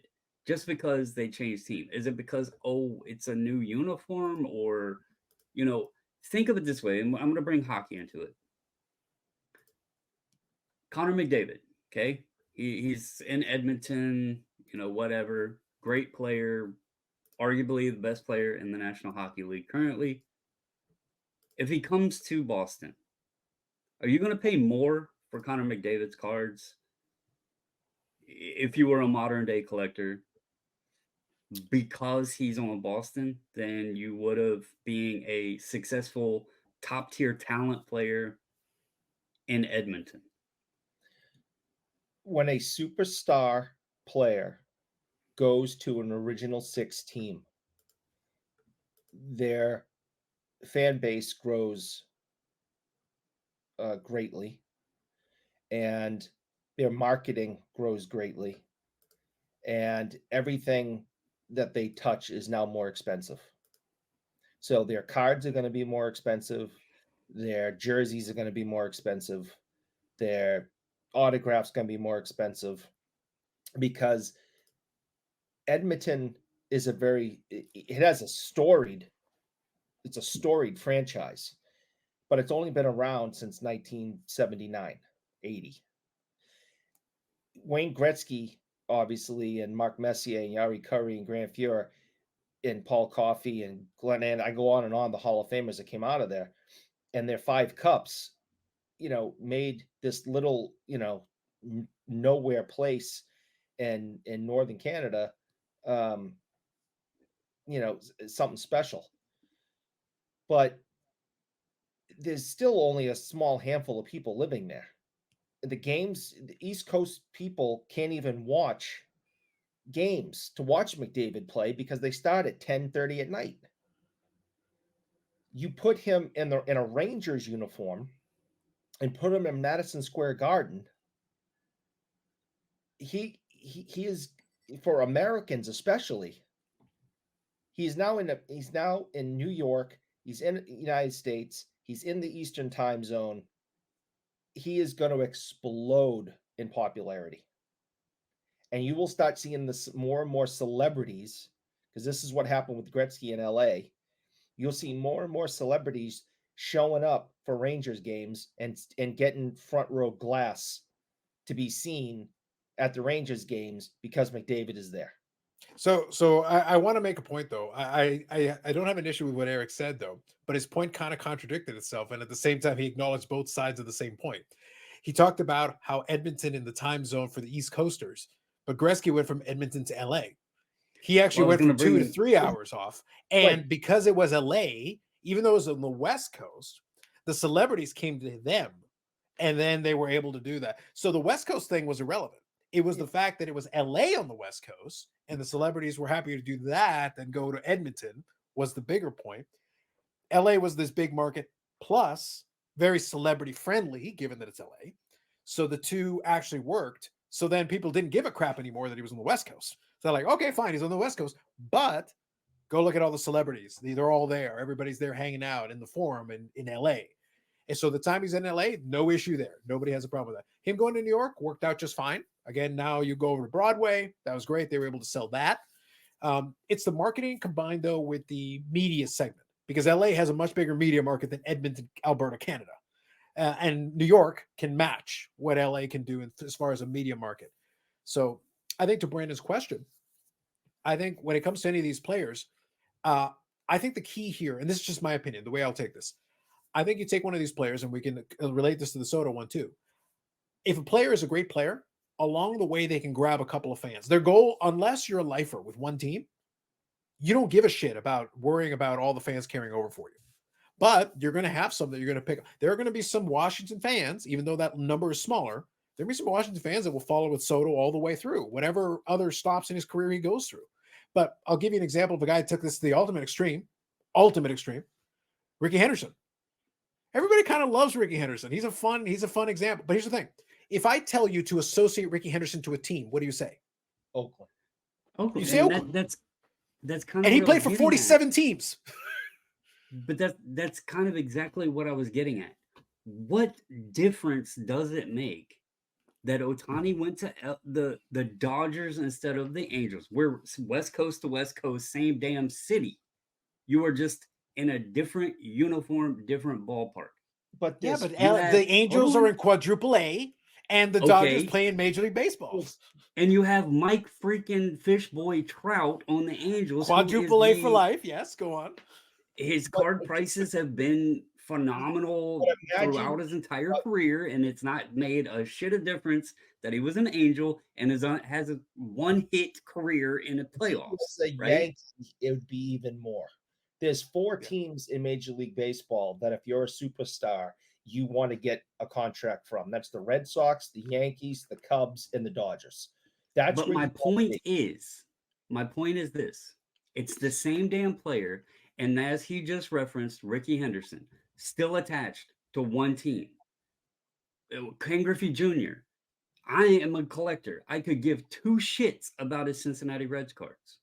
I am a Juan Soto collector. I am not going to care about his Padres cards. And even though I am glad he is on a team that may potentially pay his worth and he may have chance to continue success, because I mean, let's face it, the kid's already won a World Series, so there's not a lot more except for winning more of those and maybe some MVPs. I really don't care about him being in a Yankees uniform. Fair enough. And But a the lot problem of though is people will be that the same problem way. is that you're talking about you and other people do. You Is just you're said, in- though, you're in one that with the Ricky Henderson made the rounds and everybody associates him to the Oakland A's. I agree. Everybody associates him though. Right. But Ricky Henderson, considering the quality of player he was, never achieved the values that some of the other guys. Look at Rick Henderson's career. Ricky Henderson was a disruptor. His entire style, his game, what he did with the stolen base, he set the stolen base record at a mark that nobody else is going to touch. The game is not designed to allow for, and he did it at an exceptional level. Consider that this is a guy who has a record that is virtually unbreakable with the way the game is structured. He played a game that is virtually unrepeatable. Nobody else can be Ricky Henderson. Nobody else can even borrow his style.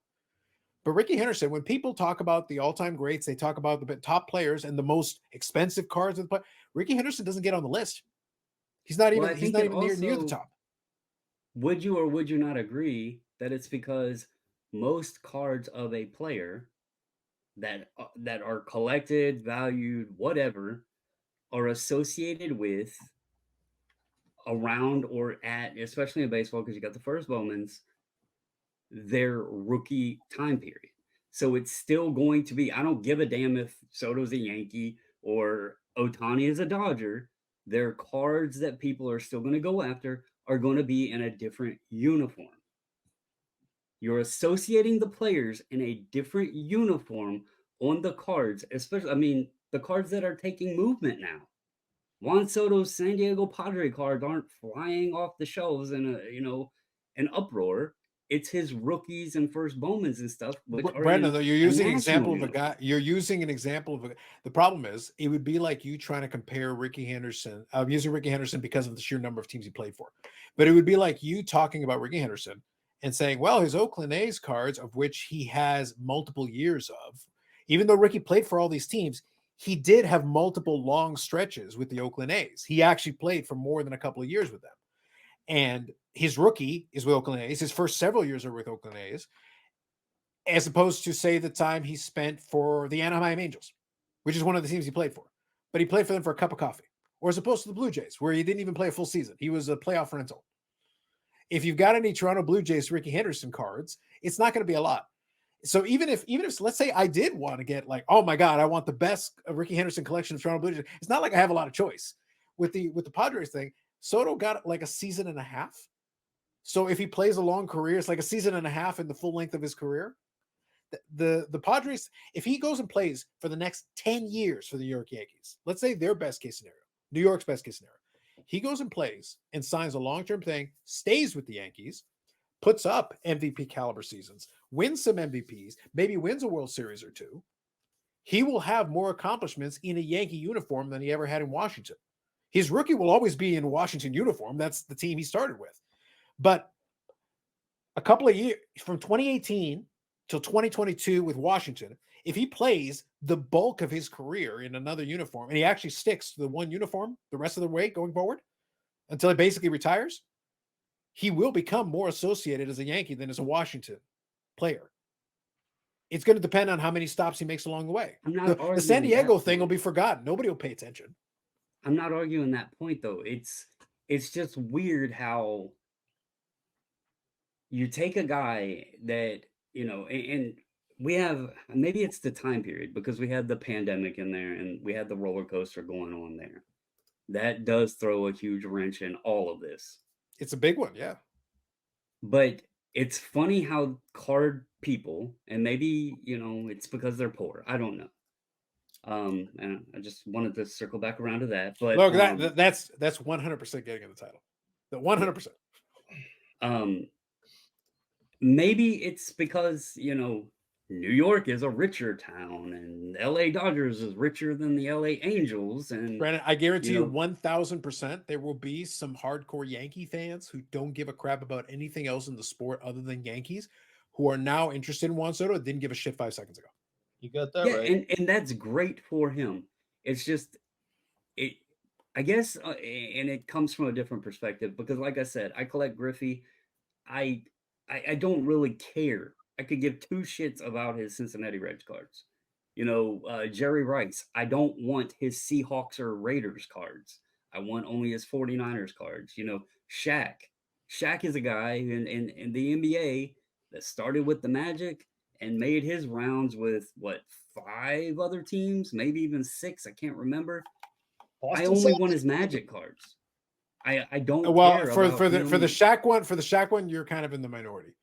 Most people associate him for the Lakers because he flat out had more success with the Lakers. I still to this day can tell you exactly when he was traded to the Lakers, and it was the day that I no longer enjoyed it. It broke my heart. It broke my 16-year-old heart because it was on my 16th birthday, July 14th, 1996, is the day that it was announced Shaq was an LA Laker. I was a Shaq fan when he was in LSU, when he was with, the Fu-Schnickens doing the rap albums, and then the Orlando Magic with Penny Hardaway, even when we got our hearts crushed and got swept by the Houston Rockets in the finals. I don't care about I hated that he went to LA. I felt it was a sellout to go play with Kobe and that the Lakers buy their way, just like I feel the Yankees buy their way, but so be it. I'm glad for Soto.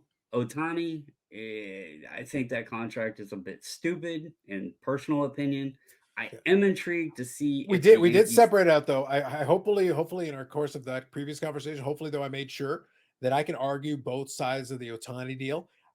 Business perspective, I totally get it. Business, I understand. Yeah. Baseball, they're going to put acids in the seats. Baseball, I cannot defend it. Magic Johnson is a smart businessman. He knows what he got. They're going to make a lot of money on Shohei Ohtani. They might have already made their $700 million back in jerseys alone and whatever, ticket sales. But at the same time, when the card prices start fluctuating like that, I guess I'm just looking at it into a more realistic point. And somebody, I think, said it into the Discord: sell while it's hot. Sell while it's hot, because this is when the uproar is there. And Soto is, I love the kid. He is a great baseball player, and I'm proud. I'm proud that he's made his rounds. He got to a good team. Hopefully he gets the Brinks truck. Maybe he'll get $1 billion. Maybe we'll see the first $1 billion contract, and he will own 10 city blocks of New York City. Who knows? I'm going to bet against that. I'm betting the under. But I think me too. Like I said, I think the Ohtani contract, the unique. So real quick, just to connect the two players, those intangibles that I talked about with the Ohtani thing, Soto doesn't have that. He will sell jerseys. Yes, 100%. He'll sell jersey. Right now, there's some people buying Soto jerseys as we speak in pinstripes, guaranteed. So he will sell jerseys, and he will put some butts in the seats. And the point about the sell now is because this is going to be the current peak. So he had his peak, pandemic peak, came down from that. It's going to shoot up a little bit because of this anticipation leading into the season. This is a window now.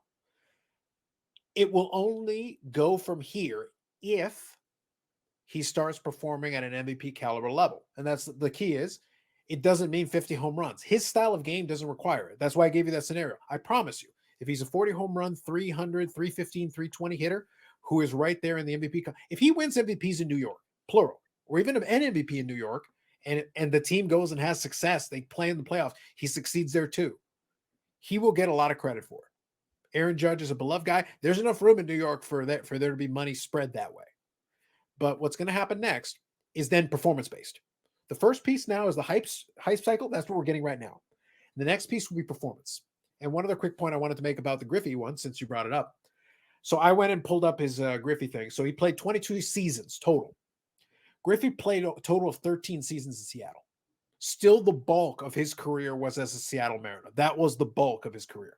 He put up over 400 home runs as a Seattle Mariner out of 630. He's still got another 200 home runs elsewhere, but 400 and change was as a Seattle. He put up most of his Hall of Fame resume as a Seattle Mariner in the totality of his career. He was already right there on the cusp. I think for me more, it's, we talked last week about nostalgia and everything, and it's following those guys, Griffey, Shaq. I was too young to know Jerry Rice when he started his career, but I was a big Jerry Rice fan.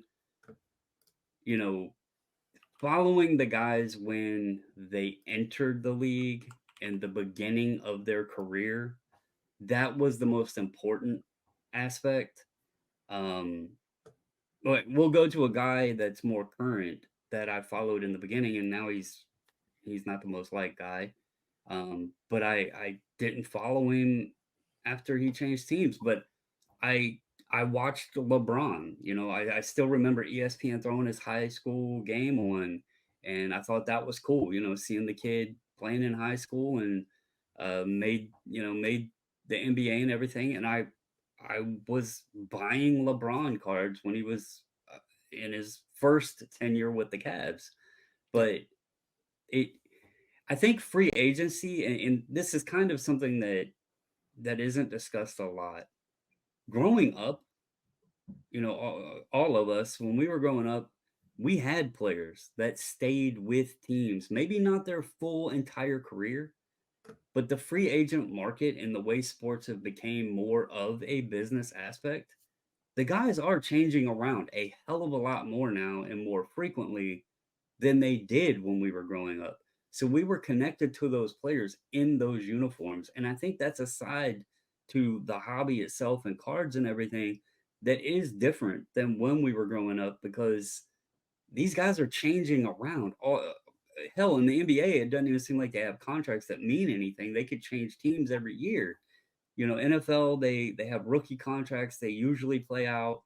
MLB, the guys get into, the latter stages of their contracts until they get into, what is it, arbitrage or whatever. Arbitration. Arbitration. Arbitrage is what we like doing in items, but yeah, arbitration. I was on the right path, wrong word. But until they get into the arbitration years, then, or when a team wants to trade and, sell the farm, so to speak, and get rid of all of the young guys and, try to get a star. But there is just a lot more movement now than we had when we were younger. Guys played on a team for a bit, and we got to know them as a player of that team. I think that's part of it. And maybe I'm just old school in that way. Maybe I have a little bit of that sense of liking a guy sticking around on a team more. I don't know. I think that's fair, but I think what we're going to have to figure out, because especially with a lot of these current players, I think we have to observe how this plays out, because right now we're operating on the other side of, and Soto is a bit of a unique case. He's a bit of a unique case in the sense that he's still so young and has moved a couple of times and has performed well.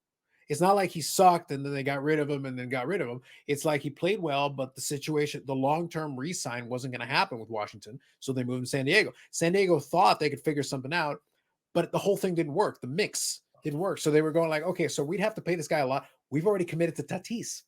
So like, we've already committed this money. We already committed to Manny Machado. We already committed all this money. And San Diego literally had to borrow money to make payroll. So they're not exactly in a position to be able to. So even if they wanted to, they're like, I don't know if we can do it. Like, so they're like, all right, let's see what we can do. And technically, for the record, until he signs a long-term deal with somebody, he'd be a free agent at the end of this upcoming year, which could create an interesting dynamic. I think the Yankees, if the season goes well, I think the Yankees are going to be positioned well to re-sign him to a longer-term deal. But he's the opposite, the way his scenario is played out, to a lot of players. So here's a fun little trivia note. Since you brought up Jerry Rice earlier, I pulled up some of the information what we had in front of us. There's another baseball player, so I'll give you Jerry Rice here in a second. But there's another baseball player that has similar kind of trajectory to the Griffey thing, Pujols, who is mostly associated as a St. Louis Cardinal. Well, out of his 22 seasons, he played 12 of them in a Cardinals uniform. The bulk of his career in a Cardinals uniform. And obviously his big buildup of success in a Cardinals uniform. 2 World Series in a Cardinals uniform. So your mind automatically will go there. But he still played the majority of his career. But here's a good one. So Jerry Rice, you mentioned him. Jerry Rice played 20 seasons. How many of them did he play in San Francisco?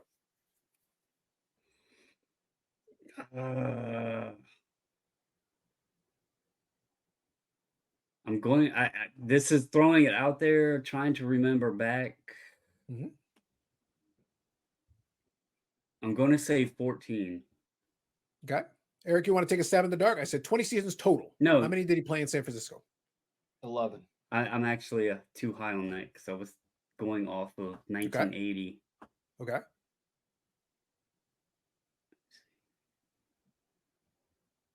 We'll go 12. I think it was about the answer is 16. The answer is 16. Out of his 20 seasons, he played 16 as a San Francisco 49er. He played 4 seasons in Oakland and 1 season in Seattle. He played 80% of his career as a San Francisco 49er. So the majority of his career, it's easy to associate him as a San Francisco 49er because he played a little while and he played effectively in Oakland. Let's not get it wrong. He played effectively. But the majority of his record-breaking seasons, his big career, he did it as a San Francisco 49er. So it's very easy. He played for 3 teams, but really we associate him with the San Francisco 49er, deservedly so, because he played so much of his career there. I think a player that actually, and we mentioned, well, Eric mentioned him earlier. I think a player that is unique in the aspect of like what I see, because like I said, I think it's just more we all collect differently or are fans differently, and I think I just get attached to the guys as they're coming in and the teams that they're on. But you mentioned Gretzky. And he is a player that isn't associated mostly with the team that he came in on. I don't think of him, as an Oiler.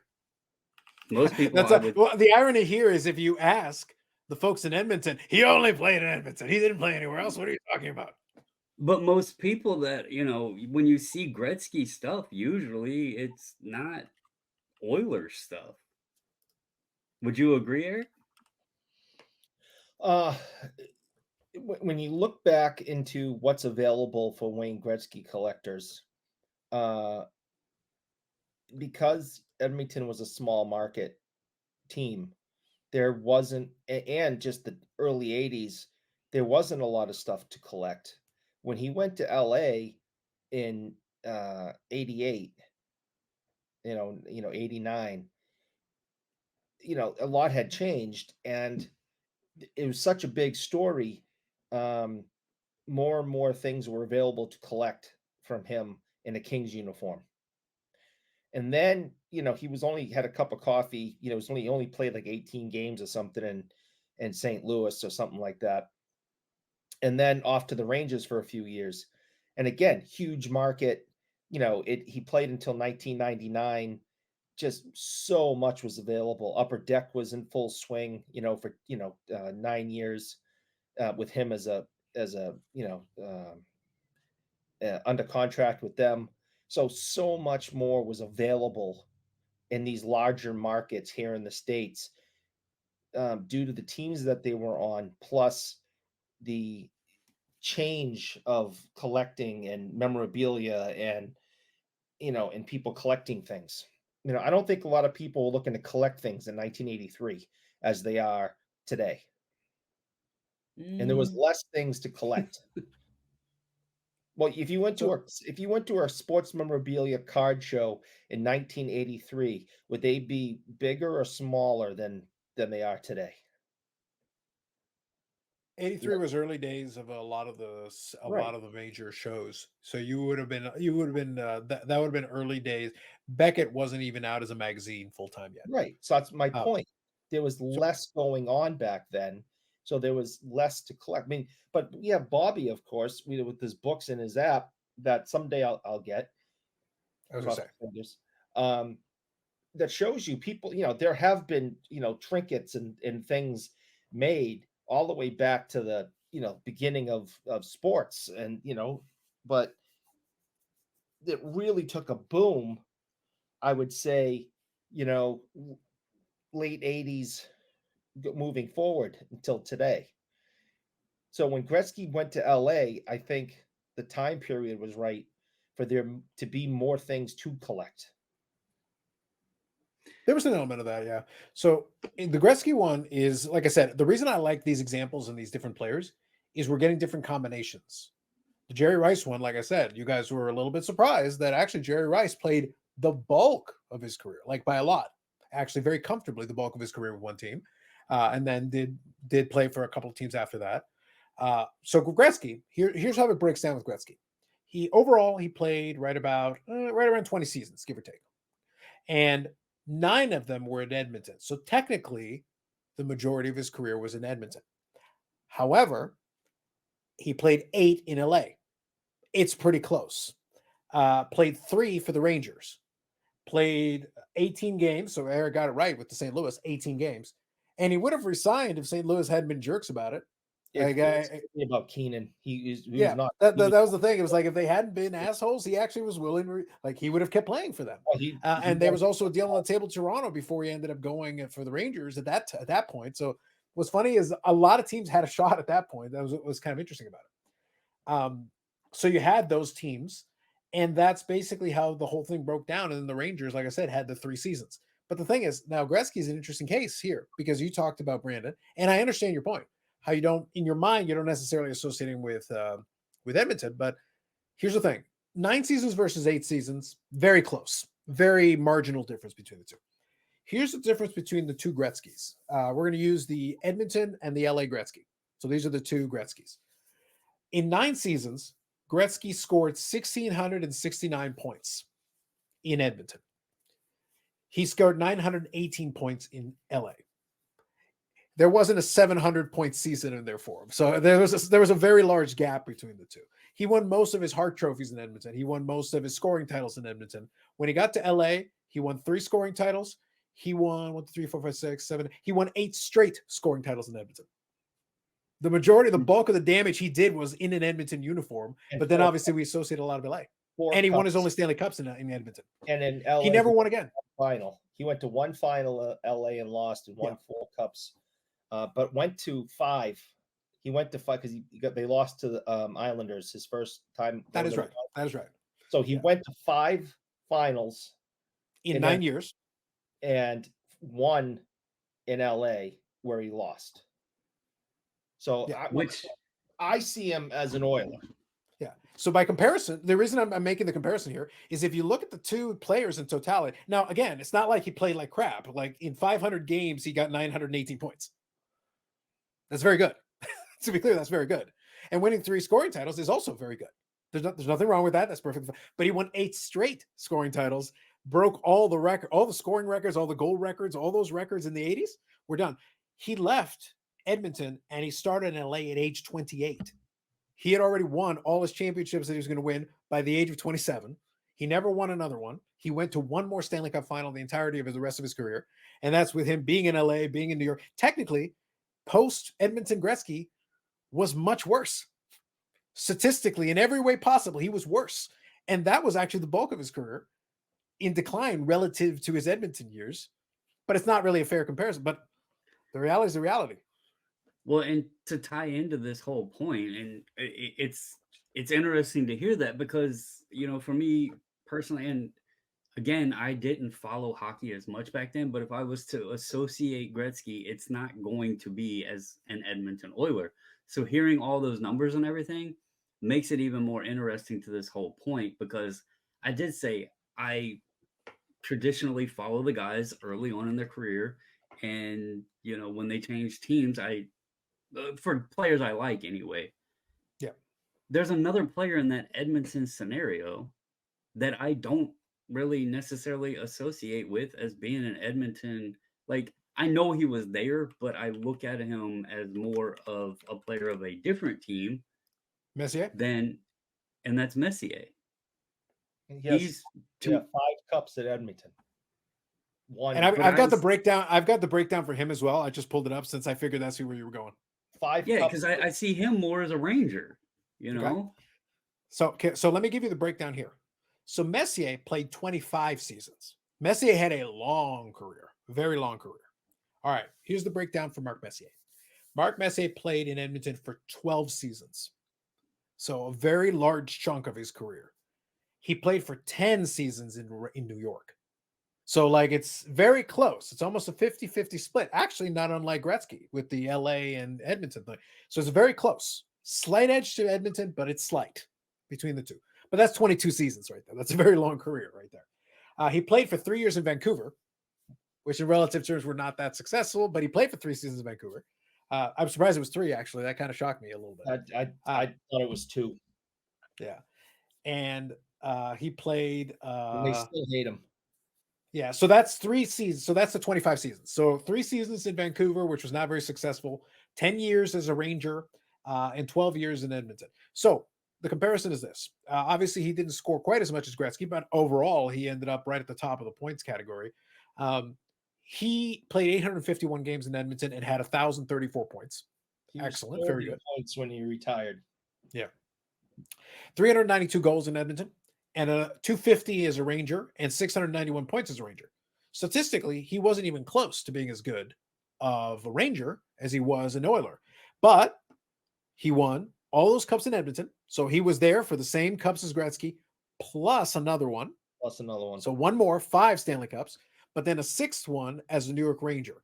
And that 6th one as a New York Ranger, funny enough, arguably, that 6th, believe it or not, 6th Stanley Cup as a New York Ranger is the one that people cite and they point to it. They literally go, the man won 5 over there. 5, top 5. Yeah. 5. He wins 1 as a Ranger and makes a guarantee. Legend. Not even SB signature legend, just normal, conventional legend. The reason I brought those two guys up and to, because I know a lot of the viewers and everything are hockey too, and it brought Eric into this, but it did, since Gretzky was mentioned earlier, and, I looked up there and I'm sitting here talking about the guys and following them along. Maybe Soto and Ohtani are on a Gretzky Messier path where they do wind up being known and more notable as Yankees and Dodgers. Maybe that's the path they lead. It'll be interesting to see, but I still think they're significant cards, and it does put it into a weird scenario because the other guys we named, most players we name, their notable cards are also where they're most remembered for. These guys might get into that category where they're remembered for teams that isn't like where they started out, where where we would likely remember them from.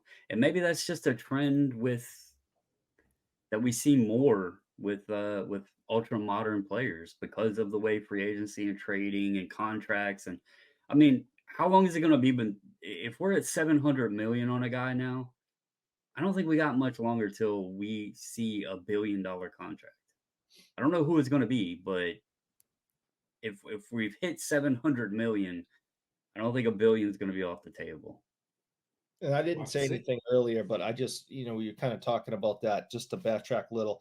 I think that's utterly ridiculous for any human being to get paid, number one. Number two, to pay a 30-year-old that has 2 surgeries and is unable to perform the way he's been performing in the past is utterly ridiculous. And that just goes to show you how much money the Dodgers have. And because it's a waste. It's going to be like Bobby Bonilla and the Mets. They're going to be paying this kid when he's 75 years old. He's still going to get checks each year for $1.5 million or some ridiculous thing. It's just utterly ridiculous. What I'm hearing, you've had surgeries, right? Yeah. Are you complaining because you're poor? He's I complaining am. because he's poor. I am. I, So I with thought that's everything where that Eric was said, going. not I just wanted to I confirm. am. everything Eric said notwithstanding, Fanatics Overlords, I'm still asking for 701. Just so we're clear, I'm looking for 701. So Fair. ignore what Eric said. He's poor. Oh, One I quick would point I like to wanted make it known, though. I Go ahead. did do the conversion. He is Hmm. a multi-billionaire in Japan when you convert Oh, the the yen? 700 Absolutely. million. Yeah. Yeah, he totally. is a multi-billionaire in yen. I did do the conversion because I was 100%. curious. Yeah, for sure. 100%. Ironically, also, Eric is a multimillionaire in yen. So facts. But he's still poor. But I actually did want to use an old school one. So here's an interesting one. Eric, I'll bring you in on this one. Let me ask you a question. Where do we associate Phil Esposito? Where What do we, when we think Phil Esposito, and I say, tell me Can I what team we answer? associate him for? Go ahead. Can I answer just out because I'm like the newbie to hockey Mhm. and give that perspective? Go ahead. Boston. Eric. yes, I see him as a Boston Bruin. Okay. So let me give you the breakdown. In the spirit of fairness, this is an old school player here. This is a player who started in 63, 64. So this is not a new school player. But this one follows a trajectory that's kind of not dissimilar to the concept we're doing. So he actually started his career 4 seasons as a Chicago Blackhawk, where all-time great of the Chicago Blackhawks, Bobby Orr, played. I don't associate him with any other team, the Chicago Blackhawks. But Phil Esposito started 4 seasons as a Chicago Blackhawk. 4 seasons, so 4. Then he played 9 years in Boston, put up the bulk of his stats. He actually played 4 years in New York. Sorry, 6 years in New York, 9 years in Boston, 4 years as a Blackhawk. So 18 seasons, half of them as a Boston Bruin, 6 in New York, which is actually 6 in New York, and then 4 as a Chicago Blackhawk. So he actually played for 3 of the original 6 teams and put up multiple years. It wasn't like the St. Louis Blues cup of coffee with Gretzky. He at least played a minimum of 4 seasons with each one of these teams. But he started with the Blackhawks. He had some okay seasons. It's not like 27 goals and 53 points in 1965 is not garbage. It's not terrible. No, but it's not 4 consecutive seasons of winning the scoring title, scoring 76 goals in a season. He put up 459 goals and 1,000 points in 625 games in a Boston uniform. Those are phenomenal stats. And he was, I believe, was he not the point record holder until Gretzky broke it for a single season or no? First from goal 76 was the record until Yeah. Gretzky broke it. But for points, he scored 152 points in 70-71. I got to think that's the record until Gretzky broke it. Yeah, all the records Gretzky broke were short term were Phil Esposito and long term Gordie Howe. Yeah. Well, you just have to look at it here though. That was in 70-71. So short term, but he held that record for the better part of a decade. Like Gretzky broke those records in the 80s, but he set that in 1970. First player ever to score 100 points in a season. Correct. And he did that in a Boston uniform. So Brandon, maybe this is the interesting comp. I just want to throw it out there for the hockey guys. Maybe this is the interesting comp with Soto. Soto accomplished things as a Washington National. Cup of coffee with the San Diego Padres. That's kind of like the Gretzky thing, a cup of coffee with the team. We'll see what happens down the road. But if he has some sensational seasons, again, same example. In this case, it was a 3-team breakdown, multiple years with multiple teams. But we associate him mostly as a Boston Bruin. And when he was doing that stuff with the Bruins, he won Stanley Cups. And he also did the thing with Team Canada, the Team Canada 72 thing. He was already on that team. So a lot of his notable accomplishments were while he was playing for this franchise at that time. Long term, we'll see. But it is kind of interesting because, again, he started with a certain team. So I guess the Chicago Blackhawks fans, do they consider him to be a Chicago Black? He started there. Yeah. But he did almost everything. He did most of his damage as a Boston Bruin. And he still played also some years in New York. He would still go back with his brother Tony and on Legends nights, and both of them would put their Blackhawk uniforms back on and skate around together when Tony was alive. So no, the Blackhawks still see him as a member of their franchise. Yeah. And one more thing I'll add in here, just to make an interesting comp. that New York Rangers stint at the end of his career after he had finished in Boston. Like, he was older now. By that point, he was in his 30s. Mhm. But I want to make sure we give this properly, hashtag scholarship. We do this properly here. In 422 games as a Ranger, he scored 184 goals. He also went That's to the just shy of a goal every other game. That's still very good. Yeah. Like, also went to the Stanley Cup Finals and lost. yeah, which is still like, but I think about that. That's in the latter portion of his career. So he was still a very effective player, very good at what he was doing. Obviously, not to the same level as he's setting scoring records at that time or winning the Art Ross Trophy multiple seasons and doing all that. But that's still really good. And that's in the latter portion of his career after he had that great run. So who knows? Like, if a player plays a long career and is successful and has multiple stints with multiple teams where he has some success, it's hard to say. It's hard to say where our associations will end up. Some of the examples you gave, I think, were interesting ones. But I think the Esposito comp is kind of an interesting one too, because he started his career very clearly with one team in a notable market, went to another team in a notable market, and went to a third team in a notable market, and had at least some success in all three places. Yeah. So that might be the most interesting comp of all right now. We're given the different examples we talked about tonight. We'll see. Who knows? Yeah, like I said, I am glad that Soto wound up on. I don't hate the Yankees, so I can. I do. accept I really him hate them. being- I'm making this argument, but I really do hate the Yankees very much. Yeah, I mean you're a Jays fan, so it's only right. But I don't hate the Yankees. I've never been a fan, and part of that is I've never like the whole Shaq thing. When you said I'm in the minority, that most people associate him as a Laker. I couldn't follow him to the Lakers because I felt like I would have been a bandwagon fan. Going to a team with such success and rooting for them just because Shaq went there. I didn't want to do that. So So you I weren't tried a to. Celtics fan. You No, didn't become a no, Celtics fan. no, actually, Come on, the big Shamrock. Let's big go. nope. To be truthful, when Shaq went to LA, I rooted for the Minnesota Timberwolves for a short stint with Kevin Garnett and Stephon Marbury. Yeah, they were good. Yeah, and then Marbury had his thing and went to China or whatever it was and played over there, and and then after that, I kind of lost interest in basketball. I'm For pretty a while. sure he played for the Celtics too. Marbury was a son. I think he didn't. He never played for the Celtics. Not even one season. I could have sworn he was. That's all right. He went to like China or something like that because he's got like a statue over there. He's a basketball hero. Well, no, over there. that part I know that I know to be true. That is 100% right. I could have sworn he played maybe a little bit, but I could be wrong. He played 23 games in Boston. There you go. Homer Eric, right. 08-09, 23 games. He's correct. You can give us 23 games, Brandon. Don't take it away from him. 23 games. I missed that. I missed that quarter of a season.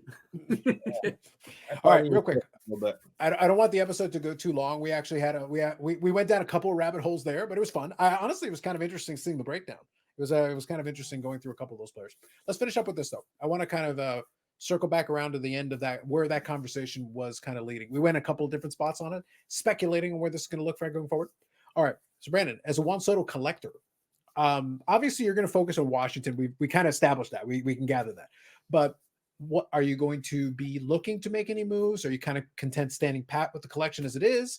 Move anything? Looking for anything? Or what's your plan right now, currently, where as things sit? No, I'm not moving anything. Okay. I missed the boat. Like the monkey was on my back for so long of not having the first Bowman because truthfully, I've told this story. I could have had one in 2018 for $50. My wife told me to buy them. I look back on that whole scenario. I could have had the refractor cheap. Like his stuff was cheap. For 60% of the price of that shirt. Yeah, pretty much, Dang. He wasn't the guy on the radar for everybody, and I was cheap. I was a self-admitted cheap ass, and I didn't want to. Eric, now we can measure all things based on the number of shirts. That is our currency of choice based on shirts. But I have the first moment, and then I've told you, I told you guys in the nostalgia thing. Um, I don't buy all the Sotos. I'm picky about which ones I like, and most of them are associated, to the wild card game, the World Series, playoff run, things of that nature, short prints. There are some Sotos I want that I don't have. I'm not going to throw those out there, but yeah, I'm not looking to move anything, but there are some that I still have that I would like to pick up. So as far as Yankee stuff, I'm not looking for like his first Yankees rookie. I'm not looking for that whole thing. Hopefully he does well. I still think the kid's one of the best players in the league, and it'll be fun to see. And I'm friends with a lot of Yankees fans. James Gillum, who comes down to and goes to the Chantilly show, he's a lifelong Yankee fan. So now he gets to enjoy Soto, and maybe the Yankees can have a little bit of success. I will root for the Yankees to lose horrifically and for Soto to have an MVP caliber season. That's what I'm good with that. I wanted fair game. Yeah, I wanted to touch on that. So I don't care. I wanted to touch on that though, because as a collector, I'm still in. But what I'm doing is I'm basically recalibrating where certain things go. I've got some Soto cards that if people are interested in paying me for it, I'm happy to take their money. Happy to do that. But I'm basically reallocating that, and I'm targeting certain specific type of cards. I'll actually show an example for the visual side of things if folks are watching it on the YouTube.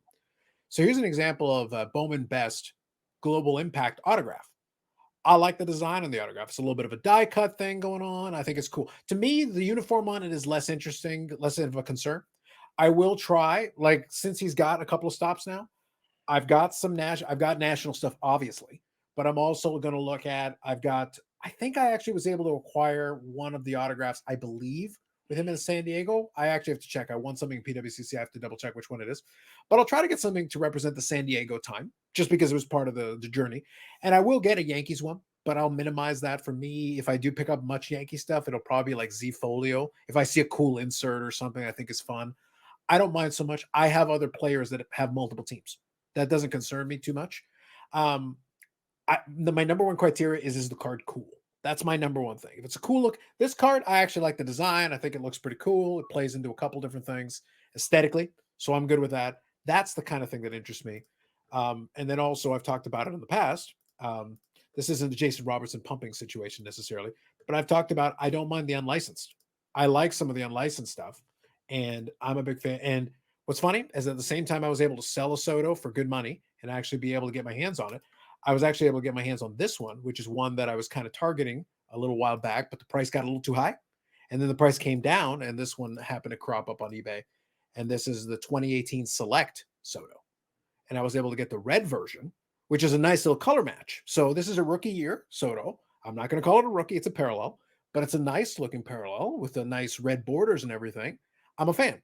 And obviously, given the way the picture is aligned, it doesn't really bother the situation with the whole logo and unlicensed situation, because he's literally got his back to you. So there's a little bit of that going on with it. Not for everybody, but I like them. So you've got the etching. I think it's a cool looking card. I think it's kind of fun. What's interesting on that card, it almost looks like the hats on the guys in the stands still have the curly W on them. It could, man. And I don't know if he had any shoulder patches or anything. They might have airbrushed those out. But I think regardless, it's a nice looking card. And I like the whole color match thing. I think the color match thing going on is kind of cool. Again, not for everybody. But what's funny is at the same time that I'm moving some Soto cards, I also picked up some Soto cards. So a little bit of both. Collection-wise, it just means I'm refining the collection. It doesn't mean I'm getting rid of the collection. And my Z Folio stuff, that stuff's for fun. I just pick that up whenever I see something cool. And I'll still do that down the road. If I see, be it a San Diego uniform, be it a Washington uniform, or even the dreaded Yankees. But it better be cool. Better be like really sweet. Otherwise, no sale. We're going to save all our money for Boston Centennial cards to get some sweet, sweet Hellgill. Priorities, my friends. All right. So with that said, I want to fall shy. This has been our longest episode yet, but we had some fun going a couple different directions. Any last words before we call this one an episode? Good. 700 million is a ridiculous number to pay an injured athlete. Amazing. Sage words. That's Sage fair words. take. Would you Eric say never though? Would you answered. say that take really comes down to? Well, we're going to find out the mayonnaise thing. We're going to stay on that story. That story will continue to be a story. Eric, though, like, is your feeling about the 700 million though kind of centered around? Because you're poor. It has something to do with that. Now you know why you don't have the best Reggie Lemon collection. Yes, I do. Answers were given tonight. Answers were given. All right. So thank you all for joining us in this fun journey as we steadily basically move Friday further and further into the theater of the absurd, thereby ensuring that we remain 5% more mature on this episode. Eric brought up a very important problem that I am going to resolve starting this Friday. I will fix this to make sure that Eric doesn't feel bad. This is still 5% more mature or more. Oh, yes. Anyway, so that's it for me, for Brandon, Bobbles, and Baller Cards, and 540 Flips. You can check them out in both those locations. Eric Sanderson or on the Instagram if you want to send them hate and cursing. We all do. But I think we'll definitely come back with another couple of episodes. More videos coming up on the channel, especially now as we head into holiday season. I got to start planning the year-end videos. That's going to be very fun. That's going to be exciting. Live streams on Fridays at 8 p.m. Eastern Standard Time, which is at least 5% less mature than this. And we're endeavoring to make it like 10% less mature, 20% less mature, infinity% less mature. Don't worry, we will fix this. I commit to that. Can't Anyway, wait. you have no idea. We have yet to begin. Brandon's shirt is merely the start. We will go into much more wonderful places. Anyway, with that said, thank you all for checking it out. More videos, like I said, coming up on the channel. We'll catch you in the next one.